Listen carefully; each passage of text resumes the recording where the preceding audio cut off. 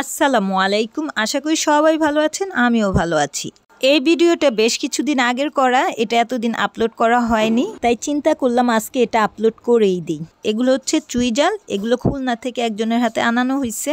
এখন এগুলো piece piece করে কেটে ফ্রিজে রেখে দেওয়া হবে, পরে যখন যেটা দিয়ে খেতে মন চাইবে ওইটা দিয়ে রান্না করে খাবো। আমার ভাবি এগুলাকে কাটতে বসছে। ফার্স্টে ও কি করলো, উপরের খোসাগুলাকে এমন করে ছাড়িয়ে নিচ্ছে। এটা মোটামুটি নরমই, খোসা যে ছাড়াচ্ছে এতে বুঝাই যাচ্ছে এটা তেমনটা হার্ড না। এই চুই জালটা যার হাতে আনাইছি উনি আবার বলছিল ওনারা নাকি অনেক তরকারিতে এই চুই জাল দিয়ে রান্না করে খায়। ডাল, শুটকির তরকারি, মাংস, মানে অনেক কিছুর মধ্যেই তারা চুই জালটা ইউজ করে। ভাবা যায় গাছের এই কাণ্ডগুলো খাওয়া হয়। অ্যাকচুয়ালি এই পৃথিবীতে আল্লাহ তাআলা মানুষের খাবারের অনেক কিছু পাঠাইছে, তার মধ্যে মানুষ কিছু খাওয়া শিখছে আর কিছু এখনো খাওয়া শিখেনি, হতে পারে ইন ফিউচারে খাওয়া শিখবে।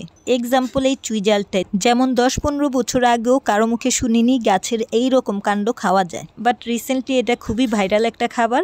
বর্তমান সময় মানুষের মুখে শুনি চুই জাল আস্ত রসুন ছাড়া নাকি মাংস রান্না করেই খায় না, বিশেষ করে হাঁসের মাংসটা। আর নেট দুনিয়া গেলে তো দেখা যায় হাঁসের মাংস দিয়ে চুই জাল রান্না করে অহরহর বাইরে বিক্রি করছে, মানুষ খাচ্ছে, আবার খুব এনজয় করেও খাচ্ছে।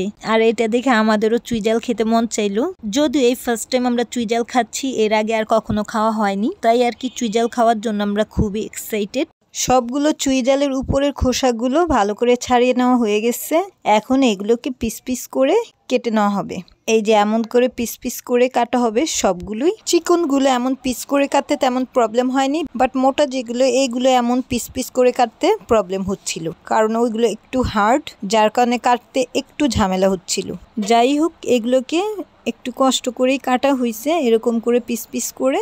এই কাঁচা চুই জালগুলো একটু মুখে আমরা টেস্ট করে দেখছিলাম যে কেমন এটা টেস্ট। এটা খুবই ঝাঁঝালো, দেখি রান্না করার পরে এটার ঝাঁজ কেমন থাকে। আরেকটা কথা, সেটা হচ্ছে এই চুই জালগুলো অনেক কষ, এগুলো কাটতে গেলে কষে হাত একেবারে কালো হয়ে যায়, তাই চুই জাল কাটার সময় হাতে গ্লাভস পরে নিয়ে কাটলে বেটার হয়। আমরা যেহেতু ফার্স্ট টাইম কাটছি তাই বুঝতে পারিনি এটা এত কষ হবে, যার কারণে হাতে গ্লাভসও পরা হয়নি।